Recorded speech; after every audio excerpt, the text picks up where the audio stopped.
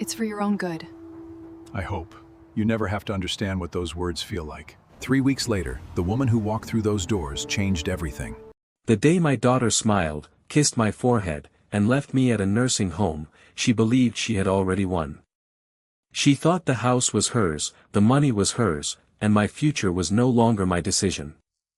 I simply picked up my old leather suitcase, thanked her for the ride, and walked through the front doors without looking back. What she didn't know was that less than 24 hours earlier, I had quietly signed a document that would change everything. My name is Robert Hayes. I'm 74 years old, a retired high school principal from Hartford, Connecticut. For 42 years, I taught young people that integrity mattered more than success and that character was revealed by the choices you made when nobody was watching. I believed those lessons with all my heart. I just never imagined the person who would test them the most would be my own daughter. After my wife, Margaret, passed away 8 years ago, the house became painfully quiet. Lisa visited often during the first year. Then life became busier. Weekly visits became monthly phone calls. Birthdays turned into text messages. I kept telling myself she was building her career, raising a family, and doing her best. A parent always finds excuses for the people they love. The morning everything changed began with what I thought was an ordinary doctor's appointment. Lisa insisted on driving. She smiled the entire trip, bought me my favorite black coffee, and even laughed about an old family vacation. I remember thinking how nice it felt to spend time together again. Then she turned into the parking lot of Maple Grove Senior Living. I looked at the large brick building, then back at her. I think you've made a wrong turn. She didn't answer. Instead, she turned off the engine, took a deep breath, and stared straight ahead. Dad! I can't do this anymore. For several seconds, I honestly believed she was joking. She wasn't. She reached into her purse, pulled out a folder, and quietly said, "Everything's already arranged. They'll take good care of you here." I looked down at the paperwork resting in her lap. "So, you decided this without asking me?" Tears filled her eyes, but she never changed her mind. "This is what's best." I slowly nodded. Not because I agreed. But because I finally understood. She wasn't asking for my permission. She was informing me of my future. I opened the passenger door, lifted my old leather suitcase from the trunk, and stood beside the car. Lisa hugged me tightly. "I'm sorry, Dad." I gently smiled. "I hope one day, you truly mean those words." Without another sentence, she climbed back into her SUV and drove away. I watched until the taillights disappeared beyond the maple trees. Then I reached into my coat pocket and touched a folded copy of the document I had signed the previous afternoon. The ink was barely dry. And if Lisa had known what was written on that single sheet of paper, she never would have left me there. My first night at Maple Grove felt longer than the previous 74 years of my life. My room was clean, the staff was kind, and the residents smiled whenever they passed me in the hallway. None of them had done anything wrong. Yet every corner of that building reminded me that I wasn't there because of my age. I was there because my own daughter had decided she no longer wanted me at home. The next morning, I woke before sunrise, just as I had every day during my years as a school principal. Old habits don't disappear simply because your address changes. I made my bed, straightened the family photo I had placed on the nightstand, and walked outside with a cup of black coffee. The small garden behind the building was quiet except for birds singing in the maple trees. For the first time in weeks, I allowed myself to think about the document folded inside my suitcase. The will. I hadn't changed it because I wanted revenge. I changed it because I finally understood the difference between trusting someone and depending on them. My attorney had asked me 3 times. "Robert, are you absolutely sure?" Asterisk. I had looked him in the eyes and answered with one word. "Yes." Asterisk. A soft voice interrupted my thoughts. Mind if I sit here? I looked up. A woman in her early 30s stood beside the bench holding a box of donated books. She wore jeans, a navy sweater, and a volunteer badge that simply read Emma. Of course, I replied. She smiled warmly and sat beside me. I volunteer here every Wednesday before work. Most people prefer mystery novels. I laughed quietly. I've always preferred history. She handed me an old hardcover book about Abraham Lincoln. As I reached for it, something caught her attention. The small silver graduation pin clipped inside my jacket. Her smile slowly disappeared. She stared at it for several seconds. "Where did you get that pin?" she asked. I looked down. "Oh, this? I've carried it for over 30 years. It was a gift from one of my students." She didn't say another word. Instead, she looked directly into my eyes, almost as if she were trying to remember a face she hadn't seen in decades. Finally, she whispered. "Were you ever a principal?" I smiled. "For most of my life." Before I could say another word, her phone rang. She glanced at the screen, quickly apologized, and walked away without answering my question. But before she reached the parking lot, she turned around one last time. She looked at me again. Not with curiosity. With disbelief. As soon as she reached her car, she opened her laptop, typed one name into a search bar. Robert Hayes, ***. 5 seconds later. The color drained from her face. It can't be him. Emma didn't drive away. She sat inside her car for nearly 10 minutes, staring at the name on her laptop screen. The old yearbook photo beside the school website looked younger, but the eyes were unmistakable. It was him. The man sitting alone in the nursing home's garden wasn't just another resident. He was the principal who had changed her life more than 25 years earlier. She quietly closed the laptop, took a deep breath, and walked back inside. I was still sitting on the wooden bench, reading the history book she'd given me, when I heard footsteps behind me. "Mr. Hayes." I looked up and smiled. "You came back." She sat beside me without saying a word for several seconds. Her eyes were filled with emotion. "You probably don't remember me." I studied her face carefully. She looked familiar, but time had changed us both. "I'm afraid my memory isn't what it used to be."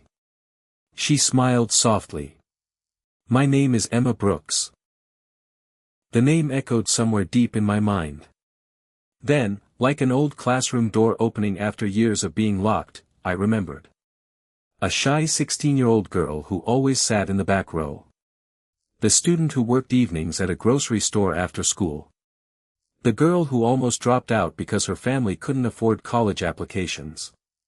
I slowly smiled. "Emma." She nodded, tears filling her eyes. "You remembered.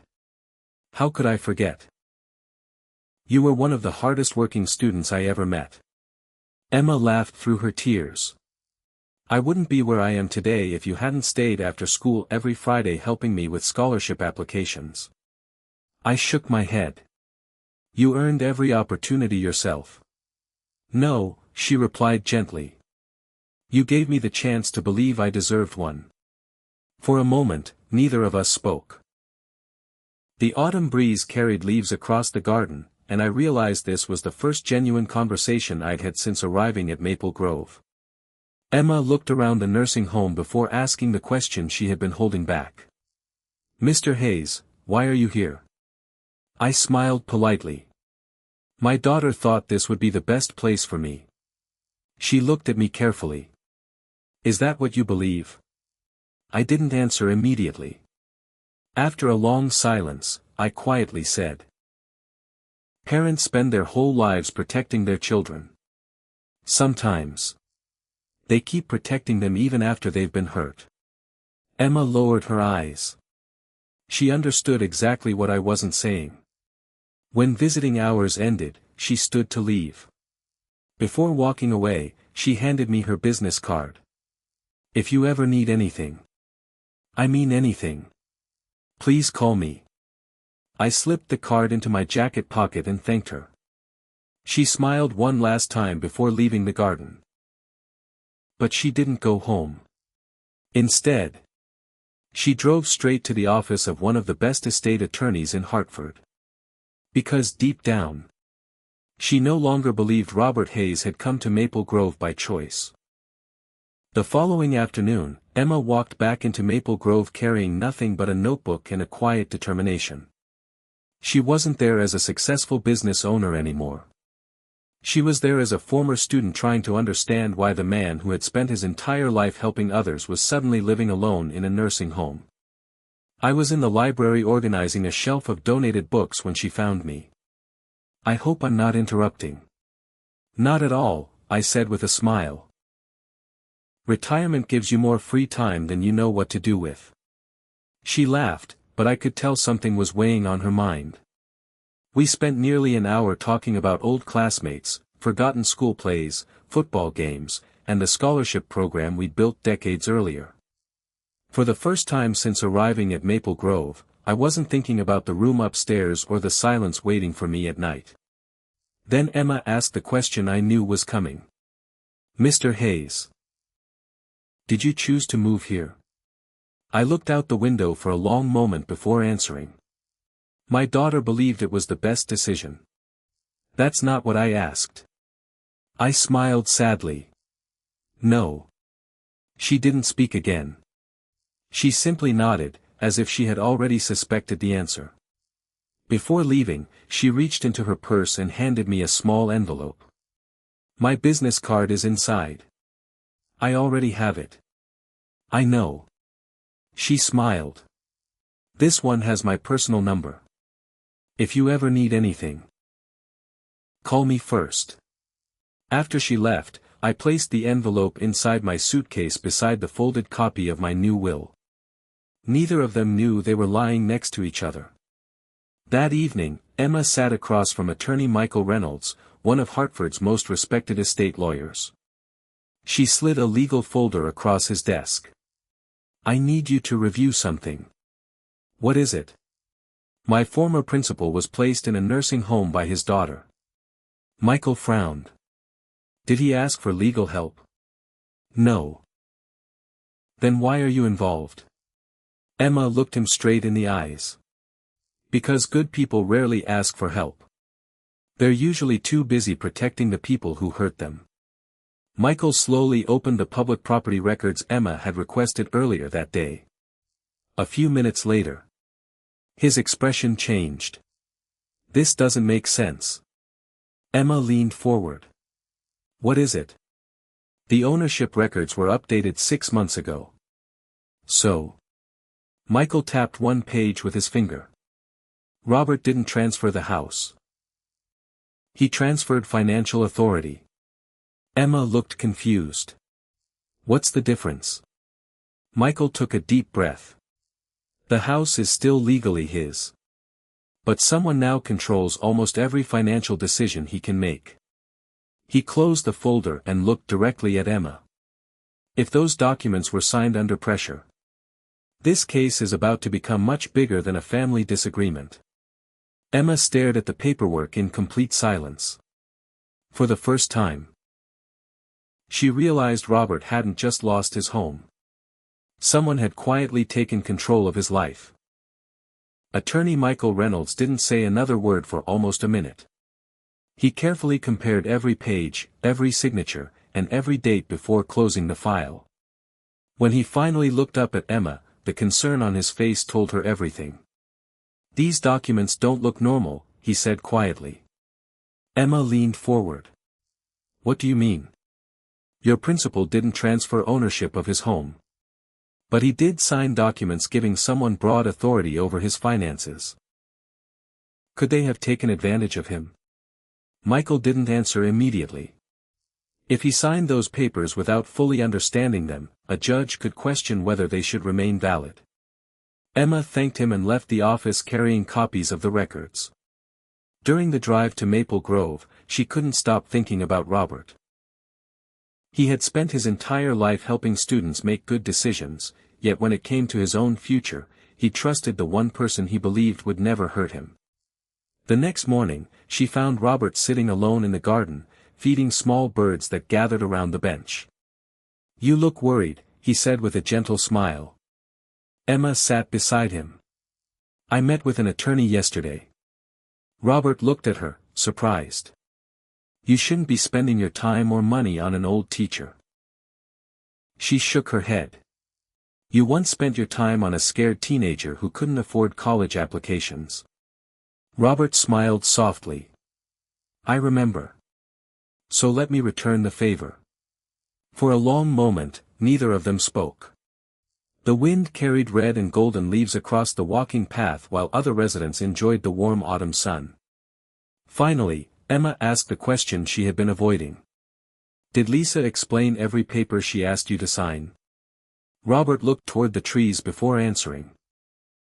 "She said they were retirement documents." "And you believed her?" "I trusted my daughter." Those 4 words broke Emma's heart. Before she could reply, Robert's phone began ringing. The screen displayed Lisa. He answered with the same warmth any father would. "Good morning, sweetheart." Emma could only hear Robert's side of the conversation. "Yes. I understand.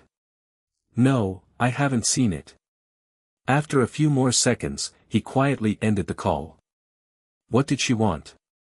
Emma asked. Robert slowly placed the phone on the bench. "She wasn't calling to ask how I was."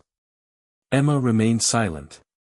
"She wanted to know where I keep the original copy of my will." Emma felt her stomach tighten. If Lisa was searching for the will, then she already suspected something had changed. And if she was afraid of what was written inside, she was about to discover a truth that would change her life forever. Emma couldn't shake the feeling that Lisa's phone call had nothing to do with concern. It sounded like panic. The moment she left Maple Grove, she drove straight back to Attorney Michael Reynolds' office. He was already waiting with another folder on his desk. "I was expecting you," he said. Emma sat down. "You found something else, didn't you?" Michael nodded. "This morning, someone contacted the probate office asking whether Robert Hayes had filed a new will within the last 30 days. Emma's eyes widened. "Can they tell people that?" "No. They refuse to release any information. So whoever called still doesn't know." "Correct." Emma slowly exhaled. "For now." Michael opened another file and slid it across the desk. "I also found something interesting about Robert's house." Emma leaned forward. "What is it?" "The mortgage was paid off 15 years ago." "I know. But that's not the surprising part." He tapped another document. 3 weeks before Robert moved into Maple Grove, someone tried to list the property for a private off-market sale. Emma stared at him. "Who authorized it?" Michael looked directly at her. "The paperwork lists Lisa Hayes as the contact." Emma felt her heart sink. So she was already planning to sell the house. It appears that way. Meanwhile, across town, Lisa searched every room of the old family home again. Closets were emptied. Filing cabinets stood open. Even Robert's desk drawers had been removed. David walked downstairs carrying another stack of papers. Nothing. Lisa slammed a cabinet shut. He had to leave it somewhere. David stopped in the middle of the room. What if he changed it? The question hung in the air. Neither of them spoke. Because both already knew the answer. If Robert had changed his will, everything they believed would belong to them could disappear overnight. That evening, I sat alone outside Maple Grove, watching the sunset paint the sky orange and gold. I reached into my suitcase and carefully unfolded the document that had become everyone's obsession. I read it one more time. Then I smiled. Not because someone was about to lose an inheritance, but because, for the first time in months, My future would finally be decided by me. Just then, my phone vibrated. A message from an unknown number. It contained only one sentence. Mr. Hayes. Don't let your daughter know we're meeting tomorrow.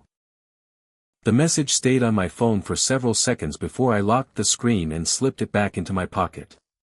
I already knew who had sent it.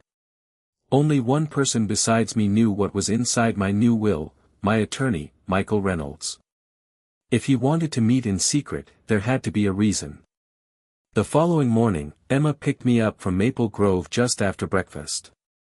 She smiled as if we were simply going out for coffee, but I could see the concern in her eyes. During the drive, neither of us mentioned the message. Sometimes silence says more than questions ever can. Michael was waiting in a private conference room when we arrived. "Robert," he said, shaking my hand, "I'm glad you came. I assumed this couldn't wait." It couldn't. He placed a thick folder on the table. "I've confirmed someone has been trying to access your estate records almost every day this week." I wasn't surprised. "Lisa? I can't prove it. But all signs point in that direction." Emma folded her arms. "What else?" Michael opened the folder and removed several documents. "I hired a forensic document examiner." My eyebrows rose. "And? He believes one page of the financial authority paperwork may have been altered after Robert signed it." The room fell silent. Emma looked stunned. "Altered?" Michael nodded. "The signatures appear genuine. But one section describing the extent of the authority was likely replaced before the final documents were filed." For the first time since this nightmare began, I felt disappointed instead of heartbroken. I had spent my entire life teaching students that honesty was the foundation of trust. Now I was learning how easily trust could be manipulated. Michael leaned forward. "Robert, if this evidence holds up, the court could invalidate every financial decision made under those documents." Emma smiled. "Then we fight." I slowly shook my head. "No." Both of them looked at me. "I don't want a war. I want the truth." Before either of them could respond, Michael slid one final envelope across the table. "I think you should read this." It was a certified notice. The return address belonged to a real estate law firm. I opened it carefully. Inside was a copy of a purchase agreement. Someone had accepted an offer on my house, using authority that was now under investigation. I looked up. "They've already tried to sell it." Michael nodded. "Yes. But the closing is scheduled for tomorrow morning." Emma immediately stood. "Then we have less than 24 hours. I folded the papers, placed them back inside the envelope, and quietly stood up. For 74 years, I had avoided courtrooms, arguments, and public conflict. But tomorrow, if I wanted to save the home my wife and I had built together, I would finally have to stop staying silent. The next morning, the closing attorney's office was unusually quiet. Lisa sat at one end of the conference table beside David, both dressed as if they were about to celebrate. A real estate agent arranged the final documents while the buyers waited patiently, unaware that the sale they were about to complete was hanging by a thread. Lisa smiled confidently as the attorney placed the contract in front of her. "Once everyone signs," he said, "we can transfer the property this afternoon." She picked up the pen. "Let's finish this." Before the tip of the pen touched the paper, the conference room door opened. Every head turned. I walked in beside Michael Reynolds and Emma Brooks. The smile disappeared from Lisa's face. "Dad, what are you doing here?" I looked around the room before answering. "I'm stopping the sale of my home." David stood up immediately. "You signed over financial authority." "I did," I replied calmly. "I never signed away my right to own my house." The closing attorney frowned. Mr. Reynolds, is there a legal issue? Michael placed a thick folder on the table. There is now. He handed the attorney copies of the forensic document report, the disputed financial records, and the notice requesting an emergency review. The authority used to approve this sale is currently under legal challenge. The attorney stopped reading. If that's true, I cannot legally close this transaction. The buyers exchanged confused looks before quietly standing. We're leaving, one of them said. When the ownership dispute is resolved, let us know. Within seconds, the room was nearly empty. Only Lisa, David, Emma, Michael, and I remained. Lisa's hands began to shake. You did this to punish me. I slowly shook my head. No. You did this to yourself. Tears filled her eyes. I was trying to protect our future. Our future? I asked gently. You never once asked what I wanted for mine. The room became silent. For the first time since taking me to Maple Grove, Lisa couldn't defend her decision. Michael broke the silence. Robert, there's one more document. He handed me a sealed envelope. I opened it carefully. Inside was the court's temporary order. The sale was officially suspended until the investigation was complete. Lisa buried her face in her hands. David walked toward the window without saying a word. Emma quietly smiled. Justice hadn't arrived with shouting. It had arrived with the truth. Then my phone rang. Michael looked at the screen and slowly smiled. The judge has made a decision. He answered the call. After listening for only a few seconds, he looked directly at me and said, Robert, you just got your life back. The courtroom was silent as the judge returned with the final ruling. Lisa sat beside David, her hands trembling so badly she couldn't hold her tissue. Across the aisle, I remained calm. I hadn't come to win. I had come to learn whether the truth still mattered. The judge adjusted his glasses and looked directly at me before speaking. After reviewing the evidence, this court finds that Mr. Robert Hayes did not give informed consent for the financial authority used to control his assets. The disputed authority is hereby declared invalid. A wave of whispers spread through the courtroom. Lisa closed her eyes. David slowly lowered his head. The judge continued. All financial decisions made under that authority are suspended pending final accounting. Ownership of Mr. Hayes' home and all related assets immediately returns to Mr. Hayes. For a moment, I simply closed my eyes. Not because I had one. Because Margaret's home was finally safe. The judge looked toward Lisa. This court also recognizes that Mr. Hayes has requested no criminal action against his daughter. The room became quiet again. Lisa suddenly stood. Dad. Her voice broke. I'm so sorry. Tears rolled down her face. I kept telling myself I was making practical decisions. I convinced myself you'd be happier in Maple Grove. But the truth is, I stopped seeing you as my father. I started seeing you as a responsibility. No one moved. No one interrupted.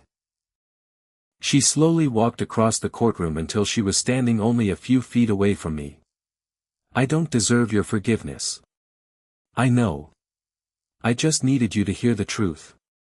I looked at my daughter for a long moment. Then I quietly asked.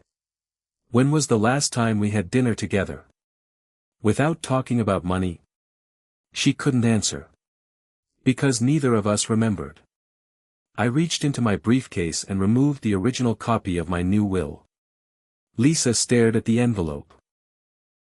I don't want to see it, she whispered. I thought that's all I wanted. But I was wrong. I gently placed the envelope back into my briefcase. This will was never meant to punish you. It was meant to protect what your mother and I spent a lifetime building. Lisa began crying even harder. As the courtroom slowly emptied, Emma walked beside me toward the exit.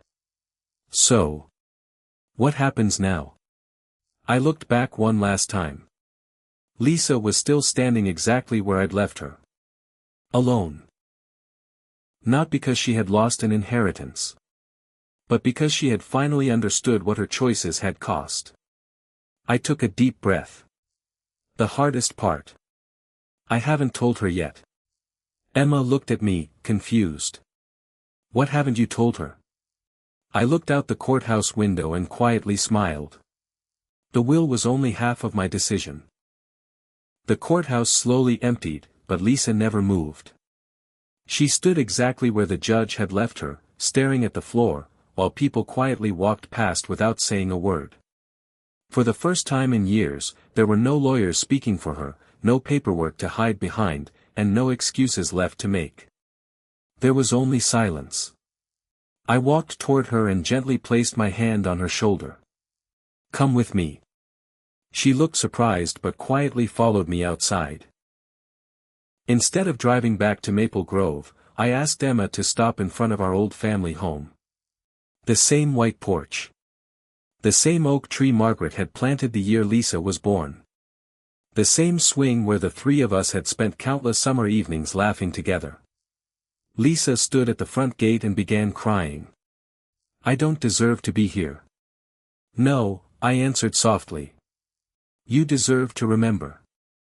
We walked through the front yard in complete silence. When we reached the porch, I handed her a small wooden box. She opened it with trembling hands. Inside were dozens of birthday cards, Christmas letters, family photographs, and every drawing she had ever made as a child. She looked at me in disbelief. You kept all of these? I smiled. A parent never throws away memories. She broke down completely. I'm so sorry, Dad, that I thought success meant having more. I forgot that I already had everything that mattered. I hugged her for the first time since she left me at Maple Grove. I'm not angry anymore. I was just heartbroken. After a long silence, I reached into my briefcase and removed the final copy of my will. Lisa slowly shook her head. I don't want to read it. You should. She carefully opened the document. Her eyes filled with tears again. The house wasn't being left to Emma. It wasn't being donated. It wasn't being sold. Instead, it had been placed into the Margaret Hayes Family Trust. No one could ever sell it. No one could borrow against it. No one could profit from it. Every future generation of our family would always have a place to come home to. At the bottom of the final page was one handwritten sentence.